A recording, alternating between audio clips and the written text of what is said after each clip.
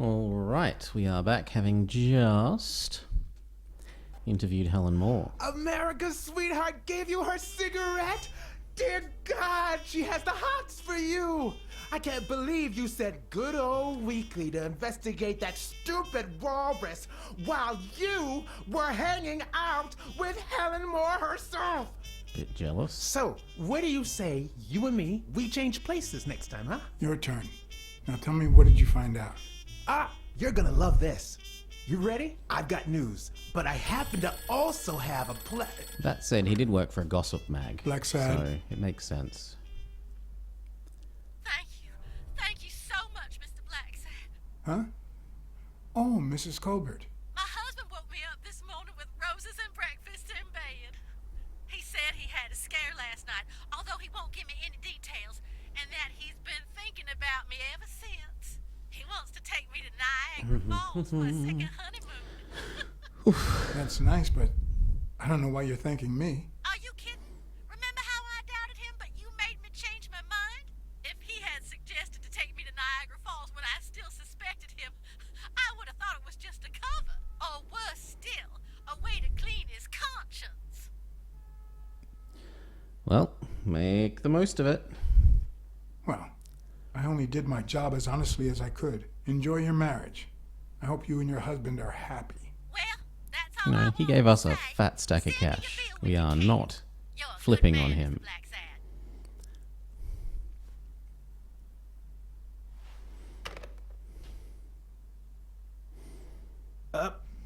But what just happened? Is there anything you didn't tell me? Maybe. But now it's your turn. Tell me about Cassidy. Come on, spit it out. I didn't find anything suggesting that Cassidy had anything to do with Dunn's murder, but That's quite the tale.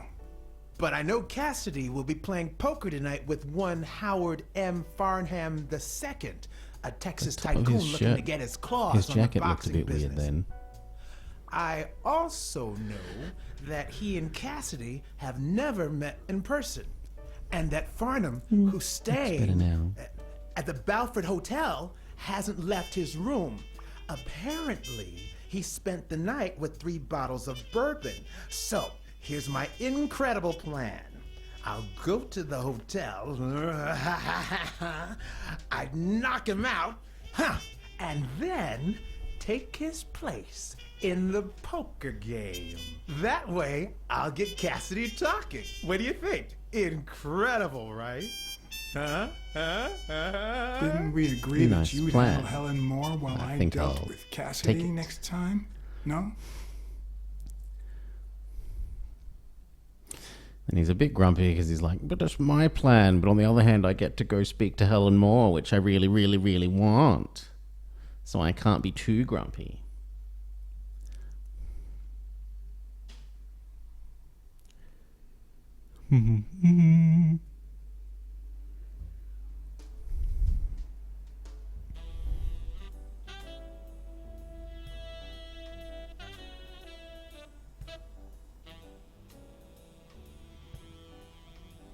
At the Balfour. At the Balford Hotel.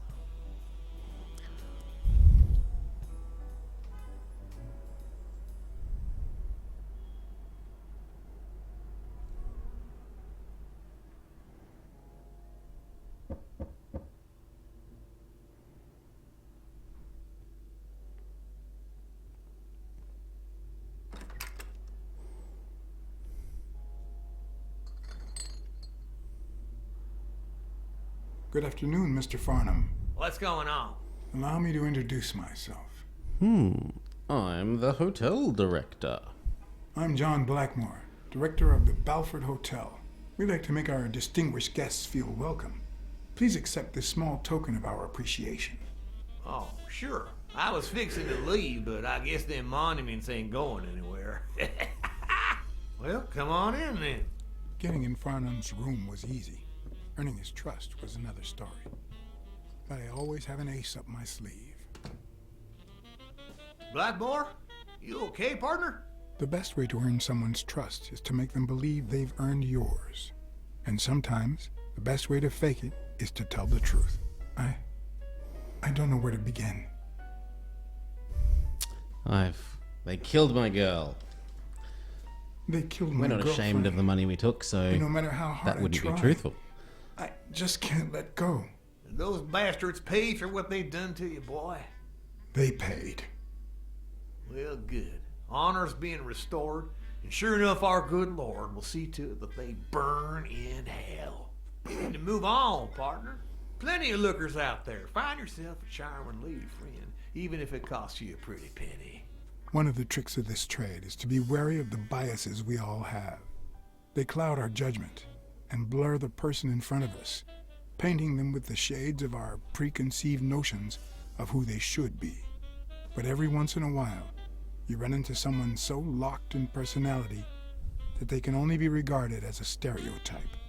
Farnham was a disgrace, not only to himself, but to Texas and the entire human race. Disgrace to the I think I entire had to human race. impersonate him. I wish I was like you. You seem so content, so free of burdens. Stop right there, partner. You think this old dog don't have ticks? Let me tell you something about my first wife. Woo-wee! Once I had gained Farnham's trust, the hard part was deciding what I needed to know to become him and not get myself killed.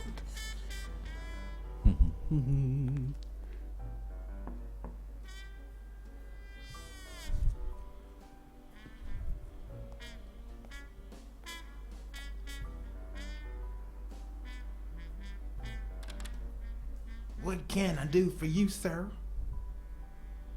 Try to remember. Farnham was one hell of a drinker. I had to get the information out of him before he drank himself unconscious. Otherwise, I'd have to find that information myself. Find the info.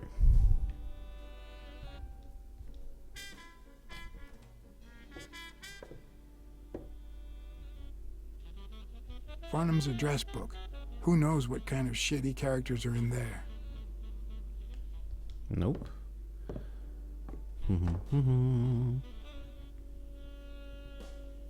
Nope.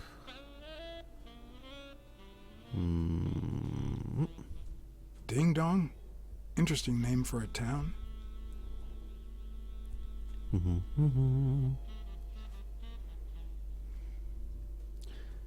Oh, Billy Bob's Barber. Vietnamese Yes, shave. I got a Vietnamese shave last time. No, please, come in. Of course, I remember you. Take a seat.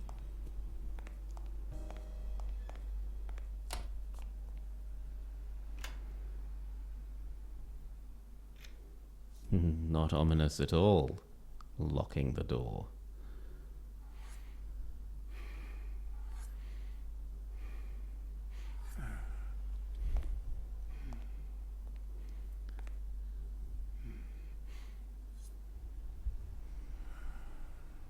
I'm sure you'll understand we can't be too careful. Our host has many enemies, and someone has to keep them at bay. I understand. Seems like the only reasonable Sure. answer to that. I get it. I'm glad to hear that. Now, please answer my question. How much does it cost to get yourself a clean Vietnamese shave? Try to remember. Then, sure enough, Booth put the nail on the coffin of my first marriage. You know, the wife that caught me cheating with the maid. My second marriage, too. You know what I did to her daddy? Same old with several mistresses. So I decided to stick to my guns and only deal with hookers, even if I did end up marrying some. I feel you, Mr. Farnham. So I'm going to be honest with you. This boxer has it in for me. There's a boxer who has it in for me, and I don't know who to turn to. What I wouldn't pay to get rid of that bastard. Well, you just found yourself a pot of gold, Blymore. I'm playing poker with a boxing hot shot this very night. Really? Any chance I could get in? Ooh, Ooh, I doubt it, boy. I paid 10 years worth of your salary fixing to play that game, and that's no more than petty cash to me. Petty cash, to be honest. I asked you how much. Of course they gave me my receipt. Who do you think I am, boy? Wait, I'll show you. I gotta get somewhere. Just a sec. I'll get it. I just put it over. I think he's. I'll be right back.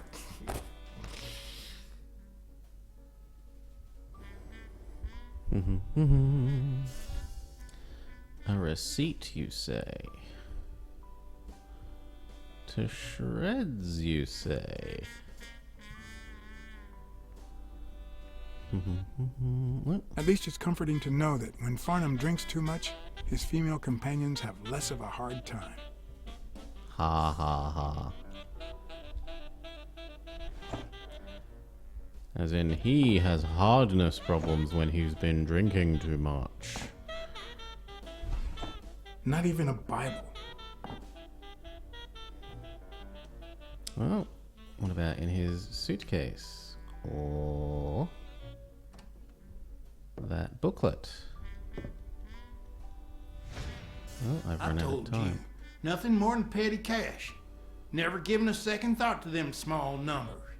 And you never will. Okay, we're gonna have to be a bit quicker.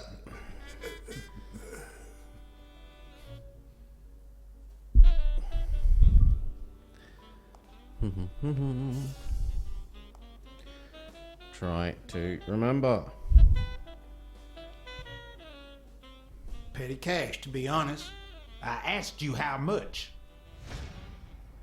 Of course they gave me my receipt. Who do you think I am, boy? Wait, I'll show you. I gotta get somewhere. Just a sec. I'll get it. I just put it over. I think he's. I'll be right back. Well, maybe it's on the bedside table.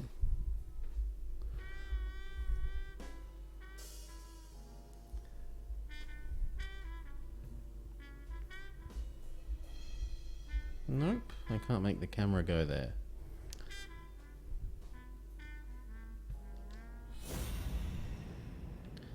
Maybe it's on him? Damn, what a stench.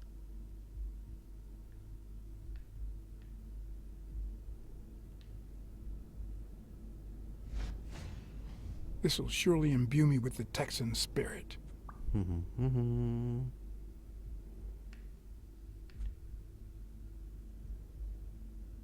on, there's meant to be something else.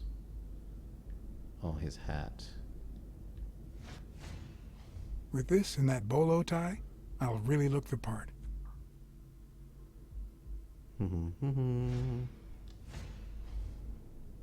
Ah, the receipt.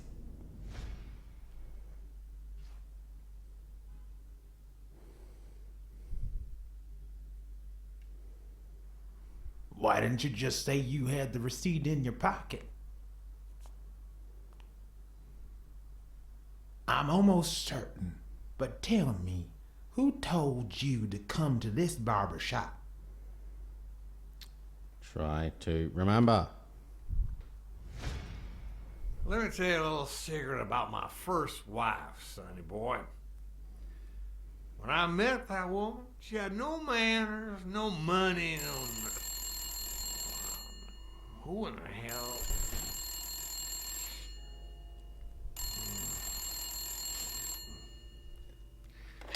Farnham. By God, if it ain't the hero of the day.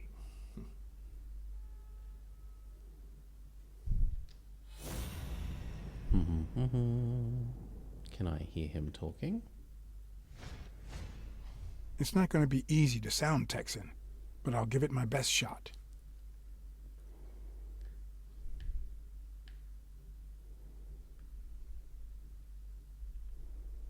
Oh, his hand gestures. I probably don't need to imitate his gestures during the game, but it certainly wouldn't hurt to try.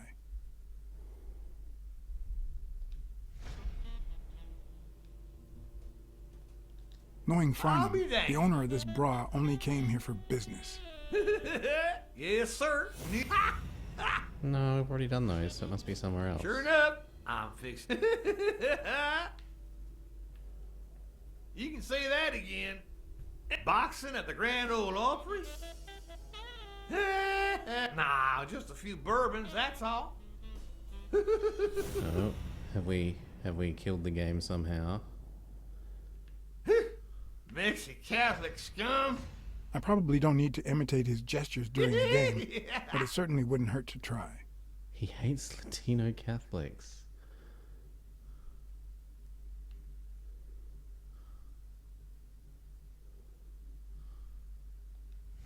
Maybe I just have to wait for him to say it. Anyway, Kenny, thanks for fixing the game with Cassidy. Kenny!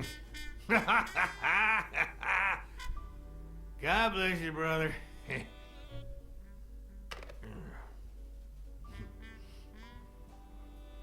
Craziest goddamn Texan in New York. My good old friend Kenny, craziest goddamn Texan in New York. You know how many Kennys there are in New York? Kenny who? So besides when and where the game will be, the password, and the money Farnham dished out, what else do I need? Do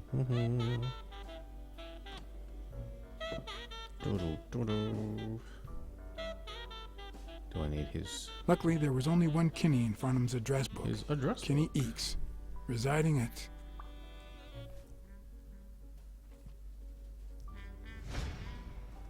Cornell Plaza, Manhattan. Stunning penthouse. I'm not surprised. Mr. Eakes has excellent taste. Do you happen to know what he asked for the last time he was here? Try to remember. How the hell is something in here going to let us know what he asked for last time? They smell like a party. It's polite.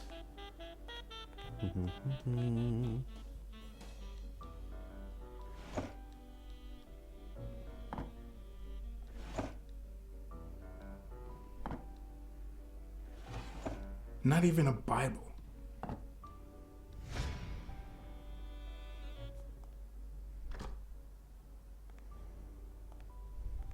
Don't tell me, Billy Bob.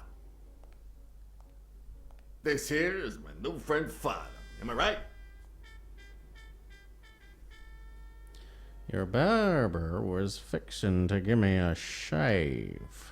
Sure enough, your barber was fixing to give me a shave. You can get a good shave at another time. Billy Bob is always at our beck and call. Of course. Hey, come on. Let's get in there before they finish all the bourbon without us. I haven't frisked him yet, sir. I don't think that'll be necessary. Mr. Farnham here, he's an honest Texan. And I'm sure he'll hand over his weapon if we ask him to. Right?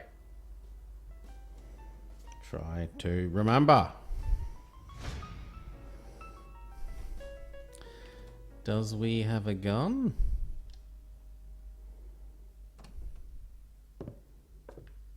Not in there. What about the other cupboard? Come on. There were two cupboards.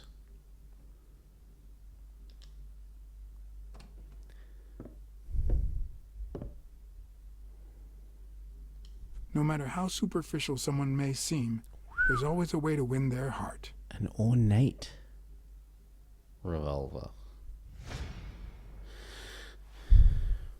It'll be my pleasure.